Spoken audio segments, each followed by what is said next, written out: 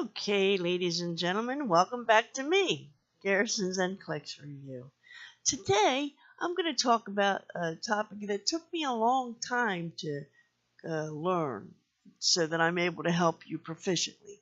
And I decided, and I know, how to help you with SATA questions. SATA questions are select all that apply. That's all I'm going to go over is SATA questions, select all that apply.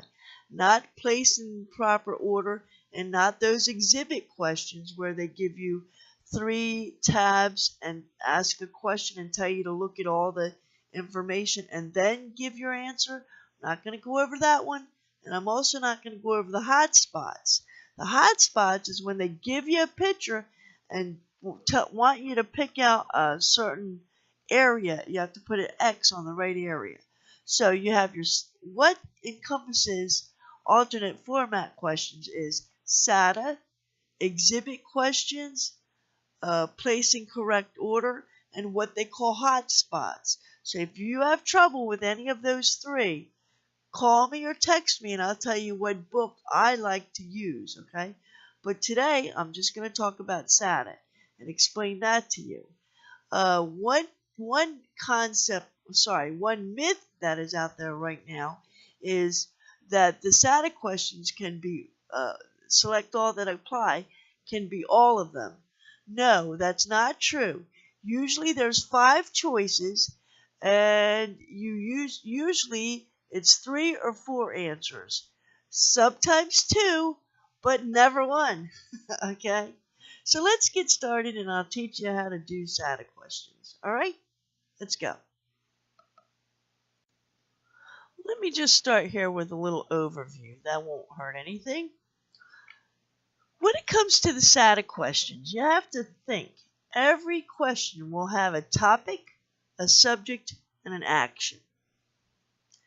The topic, the answer will always pertain to the subject matter. Also, if the topic is manifestations or symptoms, then you want to write the causes of the subject. The subject will be the catalyst for the correct answer, and your action will pertain to both the topic and the subject. So this is why we have select all that apply. Okay? So let me explain a little bit more about the topic. Before looking at any answers, ask yourself, do I know about this topic? Pick the topic out, and do I know about this topic? If you do, and if you can, then list in your mind 3 to 5 things you know about the topic. Keeping in mind that you will not always be able to list 3 to 5 things. Like if it says manifestations as a topic, well, that's not enough information. You can't list 3 to 5 things, right? So you might not always be able to do it. That's okay. And then you want to throw out anything that is not related to the topic, subject, or action when you are doing multiple choice questions. As far as the subject goes, you want to do the same thing. You want to ask yourself, what do I know about the topic? About the subject. Then you want to list 3 to 5 things about the subject. You will always be able to list 3 to 5 things that you know about the subject. The question becomes, don't just arbitrarily write 3 to 5 things that come to your mind. How does it relate to the topic, and how does it relate to the action that the test wants you to take to pick the right answer? So you list 3 to 5 things you know about the subject, and you throw out anything that is not related to the topic or anything that is not part of what the question is asking. In other words, the patient is diagnosed with diabetes. What is the manifestations? So right away we know that the subject is diabetes, the topic is manifestations. So you want to throw out anything that has nothing to do with diabetes or nothing to do with the signs and symptoms or causes of diabetes. Right? Good job. Then we want to look at what action does the NCLEX want us to take. Before looking at the answers, ask yourself, what is my action? Do I include in the care plan? Do I assess first? What do I do? For example, if the action is to avoid food, then you want to throw out anything that has to do with meds or causes, right? When it comes to actions, the answer must match the action. You want to throw out any answer that doesn't match the action or the subject or the topic, and then you select all that apply. If you have to get all of them correct to be a choice, to have it give you credit towards passing. Excuse me, let me take a drink of water here.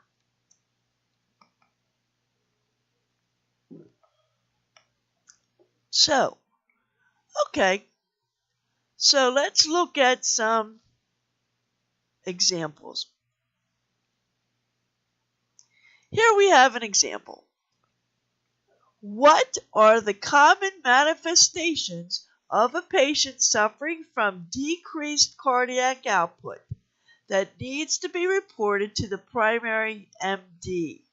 So, if we break this down, what is the topic? The topic is decreased cardiac output. What is the subject? The subject is manifestations.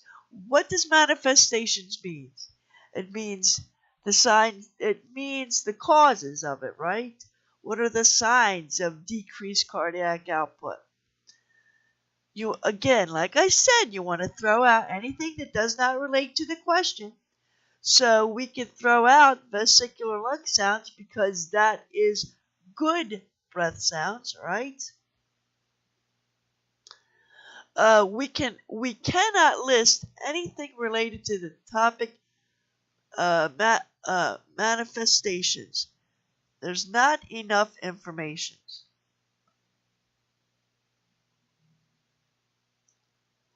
So in this select all that apply, the answer between A, B, C, and D is A and B. That's it.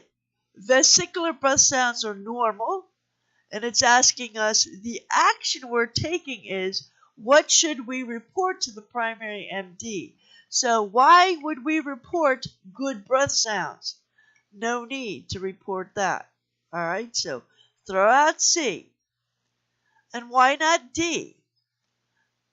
Well, you throw out D because a decrease in cardiac output, either due to decreased heart rate or stroke volume, results in blood backing into the venous circulation. This causes an increased venous volume. As less blood is pumped into the arterial circulation, the result is an increase in thoracic blood volume, which increases your CVP. So because of that explanation, we can throw out D and E, right? Okay, let's go to the next example. Which of the following manifestations is commonly seen in a patient suffering from increased calcium levels that needs to be reported to the MD? So what we want to do is we want to look at the question very carefully. Take our time, not too much time. You'll run out of time on the NCLEX, right? So what is the topic? What are we talking about? The topic is increased calcium levels. What is the subject? The subject is manifestations. Now, when you see the word manifestations, you want to write down 3 to 5 causes that you know about the topic, right? 3 or 5 causes that you know about the topic. What causes increased calcium levels? And what is our action?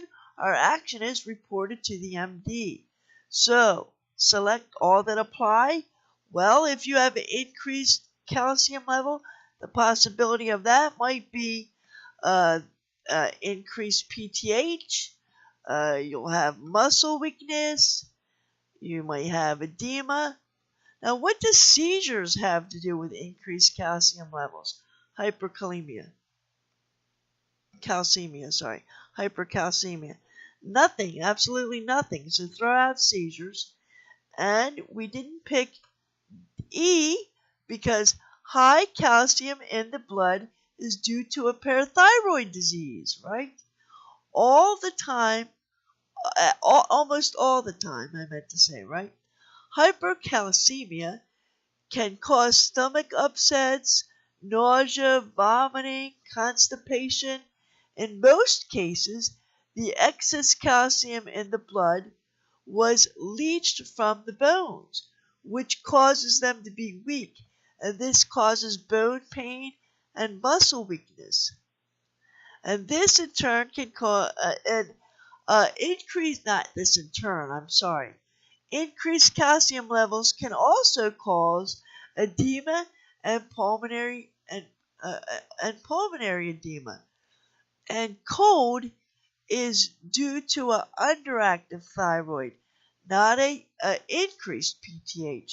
So we can throw out here seizures because it's not related, and E simply because it's not a true statement. You've heard people on the internet say, is it true or is it false? Well, thanks a lot. A lot of help you are. I don't know if it's true or false, right? So you always got to figure out what the topic is, what the subject is, what your action is, and then make sure all of your answers are in sync with the topic, the subject, and your action. All right, let's do another one. The patient with 4th-degree burns on the face and chest for 5 days will be given instruction by the nurse about the best food to eat. Select all that apply. What is the topic? Well, the topic is the 4th-degree burns, isn't it? What is the subject? The subject is best food to eat. So, what do we know about 4th-degree burns? Can you write down 3 to 5 things that you know of that has to do with burns? Can you write down 3 to 5 things that you know of that has to do with food as it relates to burns? You see? So, write down 3 to 5 things about the topic in this case because you can. You know about 4th-degree burns. You know the best food to eat when it comes to 4th-degree burns. So write down 3 to 5 things about best food to eat. When you see the word best, pick the most correct answer. All right? When you see the word best, pick the most correct answer. So really, if we look at these choices, minced meat with green peas, dark chocolate cake with orange juice, chicken breast, green salad, and 1 peeled orange, coffee with cream and 5 pieces of toasted wheat, or E, milkshake, pan-fried pork, and mixed vegetables. Well, the answer is A, C. This this person can eat everything on the menu. But think about it. They desperately need blood to flow to the areas that are burned so they can heal. Wounds are healed by oxygen. The blood carries the oxygen, right? So carbs and sweets slow down the flow of blood. And also carbs and sweets turn into fat. We don't want that to happen. So if you slow down the flow of blood needed for healing, that's not very good, is it? So minced meat with green peas, that is a healthy meal. That'll get your blood flowing, right? So pick A. Dark chocolate cake with orange juice? No. First of all, the orange juice has acid in it, and as I said, they don't need the chocolate cake. Dark chocolate in and of itself is not bad, but this says dark chocolate cake. So throw out B, all right? Chicken breast, green salad, and 1 peeled orange. This is a good healthy meal. 1 peeled orange is not as acidic as orange juice, for example. So this is a good healthy meal. You want them to eat so that they can get their blood flowing to their burned areas so that the burned areas can heal. So A and C are the correct answer. Let's look at D. Coffee with cream, 5 pieces of toast, white bread. No, again, we don't need those carbs. Carbs break down to simple sugars. Simple sugars will show up as fat all over our body, as you know. So we need the blood flow, right? We need the blood flow. We don't need fat. So throw out D. Okay, and then let's look at E. Milkshake, pan-fried pork, and mixed vegetables. We do not pick this answer either because milkshake is fatty, pan-fried pork is fatty. The only thing that's good in this answer in the answer E is vegetables. So throw out E. That's not the answer. So ultimately, in the end, we come up with 2 answers. Minced meat with green peas, and chicken breast, green salad, and 1 peeled orange. As they get better, perhaps they can have E, but right now we're talking about 4th degree burns that you've only had for 5 days. So this is why I would throw out E. So you have to read the select all that apply question very carefully, and you have to ask yourself questions. And one of those questions is not, is it true or is it false? No, that's not going to help you. Because if you don't know the topic, how do you know if it's true or false? Right? I mean, okay, shut up, Garrison. Here's what we need to learn. You need to identify or ask yourself, what is the topic? Can you list 3 to 5 things about the topic? Now, when it comes to the topic, you can always make a list of 3 to 5 things about the topic. Use your subject and your action to help you come to the list. Okay, don't just arbitrarily write a list of 5 things that has nothing to do with the subject and your action that you're supposed to do in the question, right? You're wasting your time, right? Number 3, what is the subject? Can you list 3 to 5 things about the subject? Perhaps you can, perhaps you can't. You cannot make a list if there's not enough information about the subject. Is we want to pay attention to the action in the question. Pay attention to the action in the question. Report to the MD, lifestyle modification, whatever. Pay attention to your actions. Do you see words like manifestations or symptoms as a subject? If so, write down causes of the topic to help you pick out the correct answer. And then, when you've done all that, you've identified your topic, you've identified your subject, you've identified your action, you've made a list of 3 to 5 things that you know about the topic and the subject as it pertains to your action. Then you can pick all the answers about the subject with your action in mind as it relates to the subject. So let's just do a question breakdown so you can better understand what I'm talking about, right? So here's the question. The patient is admitted to the psychiatric department with tardive dyskinesia.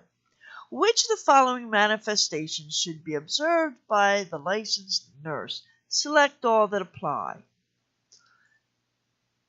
What is the topic? Tardive dyskinesia. Can you list 3 to 5 things that you know about tardive dyskinesia? Yes. What is the subject? Manifestations.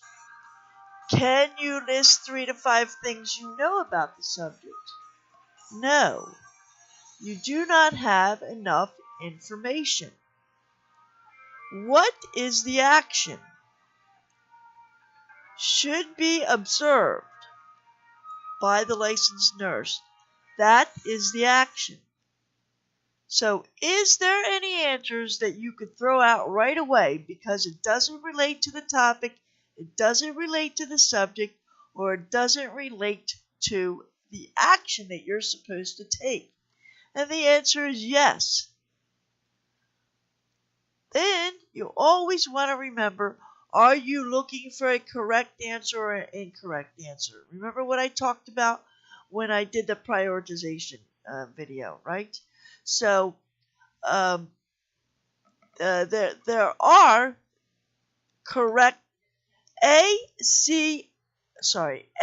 B, and C are correct signs and symptoms of tardive dyskinesia. We know that D, voluntary eye blinking, and inability to move fingers is not right. As a matter of fact, they have no control and they move their fingers at random. So we know that D and E are wrong, so throw them out. And there you have it. There is your question breakdown. So that's all there is to picking select all that apply questions. You want to remember that when choosing select all that apply, there's no way that all 5 answers are going to be the answer. All right, there's no way. What else did I want to tell you? Make sure you pick out your topic, your subject, and your action, and make sure that the answers relate to all 3 of those things: the topic, the subject, and the action. There you go. So have a nice day, and I'll see you guys in the next video. God bless.